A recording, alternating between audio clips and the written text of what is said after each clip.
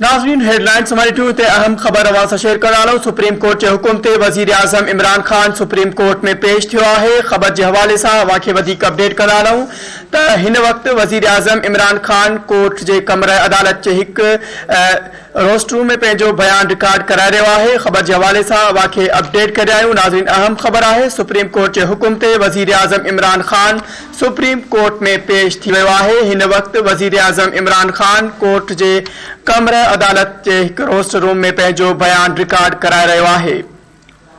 APS थाने बाबत वजीर आजम इमरान खान के सुप्रीम कोर्ट तलब कयो हो। चीफ जस्टिस गुलजार अहमद वजीर आजम के एपीएस थाने ते पेश थियण जो हुक्म दिनो हो, जडे त वजीर आजम इमरान खान रोस्ट रूम में पैंजो बयान रिकॉर्ड कराए रहा है।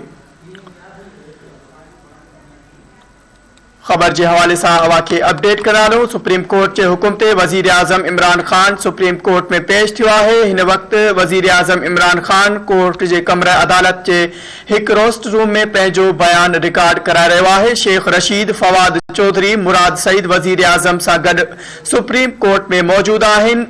जस्टिस एजाजुल एहसन चवाए शहीदन जा वारिस जिम्मेवारन खिलाफ कार्रवाई चाहिए था। असा दहशतगर्दन खिलाफ जंग में 80,000 जानियूं कुर्बान कयूं आहिन।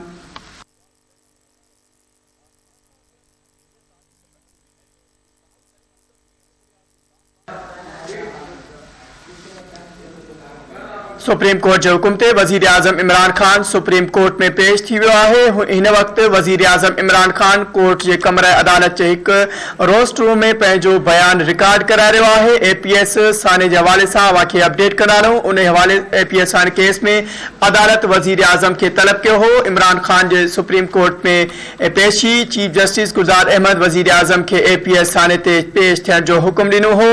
वजीर आजम इमरान खान रोस्ट रूम में पैंजो बयान रिकॉर्ड करा रहा है। जरियन का मालूम थियो है। चीफ जस्टिस वजीर आजम का पुछाणो कयो तो जी खान साहब बुधायो तो इन वक्त ताई केस में छा अगबराई थी है। इमरान खान चो तो सानियो थियो तो 2014 में असांजी हुकूमत केपी में हुई। एपीएस सानियो दर्दनाक हो। साने वारे इराती पार्टी जो इजलास घुरायो। शेख रशीद फवाद चौधरी मुराद सईद वजीर आजम से गड सुप्रीम कोर्ट में मौजूद आहिन। चीफ जस्टिस एजाजुल हसन है तो असा दहशतगर्द खिलाफ जंग में 80,000 जानी कुर्बान क्यों यो वजीर आजम इमरान खान है। चीफ जस्टिस एजाजुल हसन है तो शहीदन जा वारिस जिम्मेवारन खिलाफ कार्रवाई चाहिए था। खबर के हवाले से अवां अपडेट करा एपीएस थाने केस में वजीर आजम इमरान खान के अदालत तलब के हो, जडे त वजीर आजम इमरान खान इन वक्त सुप्रीम कोर्ट में मौजूद है। सुप्रीम कोर्ट के हुक्म ते वजीर आजम इमरान खान सुप्रीम कोर्ट में पेश थियो है। इन वक्त वजीर आजम इमरान खान कोर्ट के कमरे अदालत में एक रोस्ट रूम में पैंजो बयान रिकॉर्ड कराए रहा है।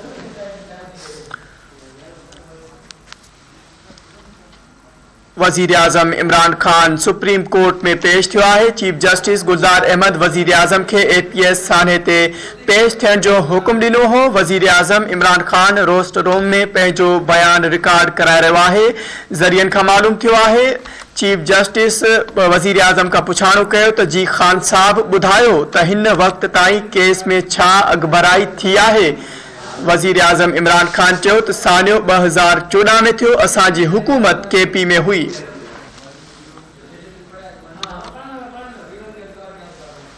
एपीएस सानियो दर्दनाक हो। साने वाली राती पार्टी जो इजलास घुरायो। शेख रशीद फवाद चौधरी मुराद सईद वजीर आजम से गड सुप्रीम कोर्ट में मौजूद आहिन। चीफ जस्टिस वजीर आजम के चयो तो शहीदन जा वारिस जिम्मेवारन खिलाफ कार्रवाई चाहिए था। तो वजीर आजम चयो तो असा दहशतगर्दी खिलाफ जंग में 80,000 जानियूं कुर्बान कयूं आहिन। चीफ जस्टिस गुलजार अहमद चयो तो ये सब गालियों असा के मालूम आहिन। सो चीफ जस्टिस पुछाणो कयो तो अवां बुधायो अवां केड़ी कार्रवाई कई। चीफ जस्टिस वधीक चयो तो अवां एपीएस थाने जे जिम्मेवारन खिलाफ छा कयो। अहम खबर के हवाले से नाज़रीन अवां अपडेट कंदालो। वजीर आजम इमरान खान इन वक्त सुप्रीम कोर्ट में मौजूद है। रोस्ट रूम में पैंजो बयान बुधाए रहा है। नाज़रीन अवां अपडेट कंदालो। अवां बुधाए लालो तो वजीर आजम इमरान खान के चीफ जस्टिस गुलजार हसन जे हुकुम ते सुप्रीम कोर्ट जे हुकुम ते उनखे तलब किया वियो हो, जॾहिं त वज़ीर आज़म इमरान ख़ान हिन वक़्तु सुप्रीम कोर्ट में मौजूदु आहे। वफ़ाक़ी वज़ीर बि वज़ीर आज़म इमरान ख़ान सां गॾु मौजूदु आहिनि। सुप्रीम कोर्ट जे हुकुम ते वज़ीर आज़म इमरान ख़ान सुप्रीम कोर्ट में पेश थियो आहे। हिन वक़्तु वज़ीर आज़म इमरान ख़ान कोर्ट जे कमरे अदालत जे हिकु रोस्ट रूम में पंहिंजो बयान रिकॉर्ड कराए रहियो आहे। वज़ीर आज़म इमरान ख़ान जी सुप्रीम कोर्ट में पेशी थी आहे। नाज़रीन, अव्हां खे अहम ख़बर जे हवाले सां अपडेट करे आहियूं। चीफ जस्टिस गुलज़ार अहमद वज़ीर आज़म खे APS साने ते पेश थियण जो हुकुम ॾिनो हो, जॾहिं त जंहिं बैदि वज़ीर आज़म इमरान ख़ान सुप्रीम कोर्ट में पेश थियो आहे। वज़ीर आज़म इमरान ख़ान रोस्ट रूम में पंहिंजो बयान रिकॉर्ड कराए रहियो आहे। चीफ जस्टिस वज़ीर आज़म खां पुछाणो कयो त सानियो थियो 2014 में। वज़ीर आज़म चयो त असांजी हुकूमत उन टाइम ते KP में हुई। चीफ जस्टिस पुछाणो कयो त जी ख़ान साहब ॿुधायो त हिन वक़्त ताईं केस में छा अॻभराई थी आहे।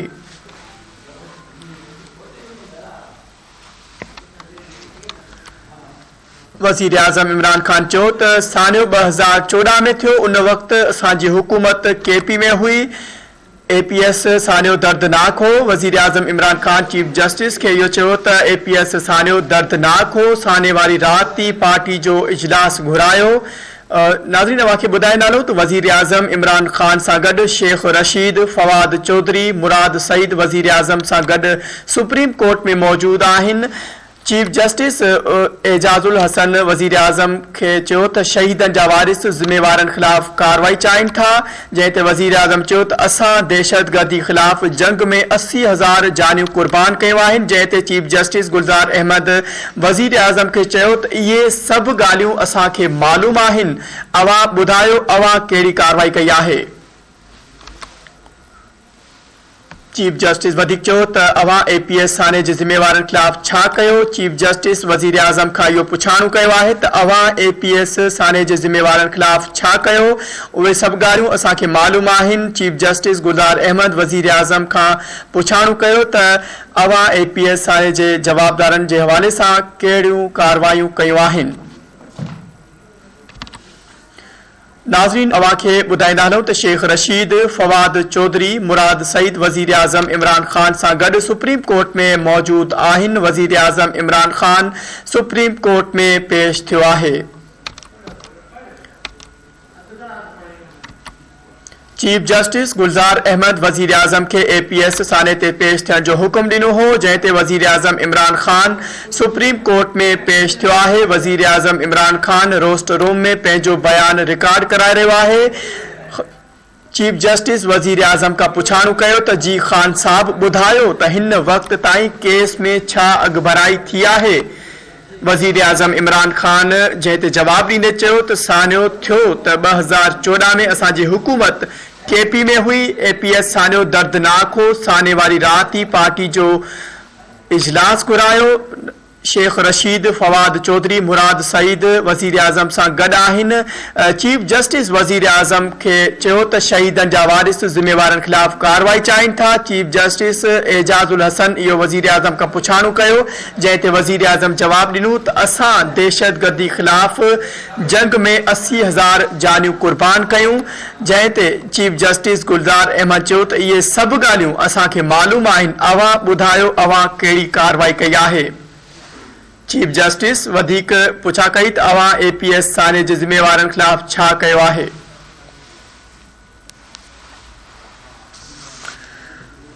नाज़रीन, अहम ख़बर आहे अव्हां सां शेयर करे रहिया आहियूं। वज़ीर आज़म इमरान ख़ान सुप्रीम कोर्ट में मौजूदु आहे, पंहिंजो बयान रिकॉर्ड कराए रहियो आहे।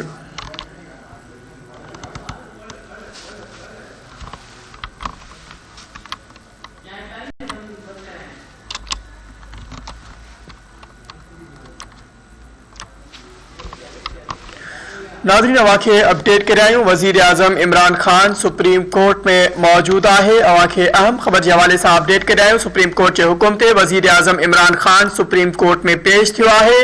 इन वक्त वज़ीर आज़म इमरान खान कोर्ट के कमरा अदालत के एक रोस्टर रूम में पैंजो बयान रिकॉर्ड करा रहा है। APS साने वाले केस में वज़ीर आज़म के तलब किया हो जैसे वज़ीर आज़म इमरान खान अदालत में पेश थियो है। वज़ीर आज़म इमरान खान जो सुप्रीम कोर्ट में पेशी थी है जैसे हवाले से अवांखे अपडेट दे रहा हूँ। चीफ जस्टिस गुलजार अहमद वज़ीर आज़म के APS थाने ते पेश थियण जो हुक्म दिनो हो जैसे वज़ीर आज़म इमरान खान पेश थियो है। वज़ीर आज़म इमरान खान रोस्टर रूम में पैंजो बयान रिकॉर्ड करा रहा है। चीफ जस्टिस वज़ीर आज़म का पुछाणो कयो त जी खान साहब ॿुधायो त हिन वक्त ताईं केस में छा अगभराई थी है जैसे वज़ीर आज़म इमरान खान जवाब दिनो त सानियो थियो त 2014 में असांजी हुकूमत KP में हुई। वज़ीर आज़म चयो त APS सानियो दर्दनाक हो। साने वाली रात ही पार्टी जो इजलास घुरायो। अवांखे ॿुधायूं त शेख रशीद अहमद फवाद चौधरी मुराद सईद वज़ीर आज़म इमरान खान सां गॾु सुप्रीम कोर्ट में मौजूद आहिनि। चीफ जस्टिस एजाजुल हसन वज़ीर आज़म का पुछाणो कयो त शहीदन जा वारिस ज़िम्मेवारनि खिलाफ़ कार्रवाई चाहिनि था जैसे वज़ीर आज़म चयो त असां दहशतगर्दी खिलाफ़ जंग में 80,000 जानियूं कुर्बान कयूं आहिनि। जैसे चीफ जस्टिस गुलजार अहमद चयो त इहे सभु ॻाल्हियूं असांखे मालूम आहिनि। अवां ॿुधायो अवां कहिड़ी कार्रवाई कई है।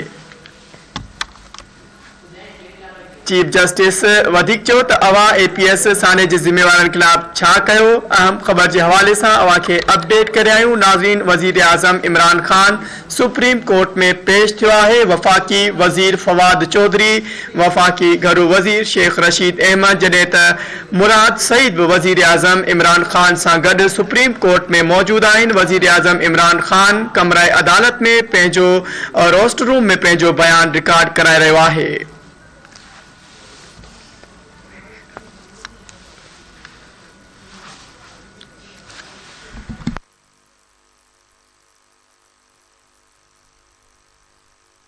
अहम खबर के हवाले से अवांखे ॿुधाए डालूं त अवां APS साने जे ज़िम्मेवारनि खिलाफ़ छा कयो। चीफ जस्टिस वज़ीर आज़म का इहो पुछाणो कयो। APS साने केस में वज़ीर आज़म इमरान खान सुप्रीम कोर्ट में पेश थियो है। अवांखे ॿुधाए डालूं। नाज़रीन अहम खबर है सुप्रीम कोर्ट के हुक्म ते वज़ीर आज़म इमरान खान सुप्रीम कोर्ट में पेश थियो है। इन वक्त वज़ीर आज़म इमरान खान कोर्ट के कमरा अदालत के एक रोस्ट रूम में पैंजो बयान रिकॉर्ड कराए रहा है।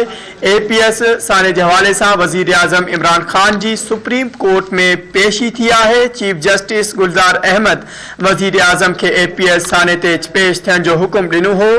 वज़ीर आज़म इमरान खान रोस्ट रूम में पैंजो बयान रिकॉर्ड करे रहा है। चीफ जस्टिस वज़ीर आज़म का पुछाणो कयो त जी खान साहब ॿुधायो त हिन वक्त ताईं केस में छा अगभराई थी है जैसे वज़ीर आज़म जवाब दिनो त सानियो थियो त 2014 में असांजी हुकूमत KP में हुई। APS सानियो थियो दर्दनाक हो। साने वाली रात ही पार्टी जो इजलास घुरायो। शेख रशीद फवाद चौधरी मुराद सईद वज़ीर आज़म सां गॾु मौजूद आहिनि। नाज़रीन अवांखे ॿुधाए डालूं त चीफ जस्टिस वज़ीर आज़म के चयो त शहीदन जा वारिस ज़िम्मेवारनि खिलाफ़ कार्रवाई चाहिनि था। असां दहशतगर्दनि खिलाफ़ जंग में 80,000 जानियूं कुर्बान कयूं। इहो वज़ीर आज़म जवाब दिनो है चीफ जस्टिस के जैसे चीफ जस्टिस गुलजार अहमद पुछाणो कयो त इहे सभु ॻाल्हियूं असांखे मालूम आहिनि। अवां ॿुधायो अवां कहिड़ी कार्रवाई कई है।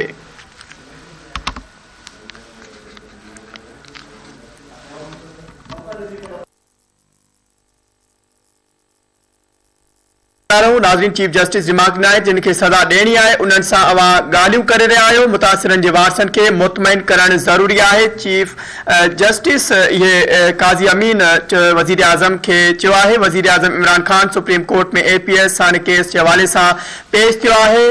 सुप्रीम कोर्ट हुकूमत के मुतासिरनि जे वारसनि सां गॾिजी हुकूमत चइनि हफ़्तनि में रिपोर्ट जमा कराए सुप्रीम कोर्ट वज़ीर आज़म इमरान खान के इहो हुकुम ॾेई छॾियो आहे। अहम ख़बर के हवाले से नाज़रीन अवांखे अपडेट करे आहियूं। मुतासिरनि जे वारसनि खे मुतमइन करणु ज़रूरी है। जस्टिस काज़ी अमीन वज़ीर आज़म के ये चयो आहे। अवांखे अपडेट कंदा रहूं। वज़ीर आज़म इमरान खान सुप्रीम कोर्ट में APS साने ते बयान रिकॉर्ड कराए वरितो आहे। सुप्रीम कोर्ट हुकूमत के मुतासिरनि जे वारसनि सां गॾिजी रिपोर्ट जमा कराइण जो हुकुम ॾेई छॾियो आहे। सुप्रीम कोर्ट हुकुम ॾिनो त हुकूमत 4 हफ़्तनि में रिपोर्ट जमा कराए। चीफ जस्टिस रिमार्क ॾिना त जन खे सज़ा ॾियणी आहे, उन्हनि सां अवां ॻाल्हियूं करे रहिया आहियो।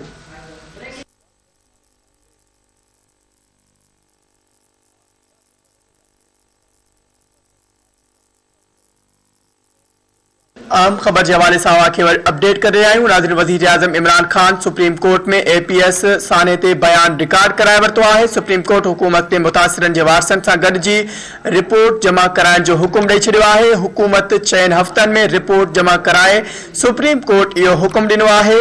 नाज़रीन, अवांखे अपडेट कंदा हलूं। चीफ जस्टिस रिमार्क ॾिना जन खे सज़ा ॾियणी आहे, उन्हनि सां अवां ॻाल्हियूं करे रहिया आहियो। मुतासिरनि जे वारसनि खे मुतमइन करणु ज़रूरी आहे। जस्टिस काज़ी अमीन जा ये रिमार्क्स आहिनि। वज़ीर आज़म के चयो वियो आहे।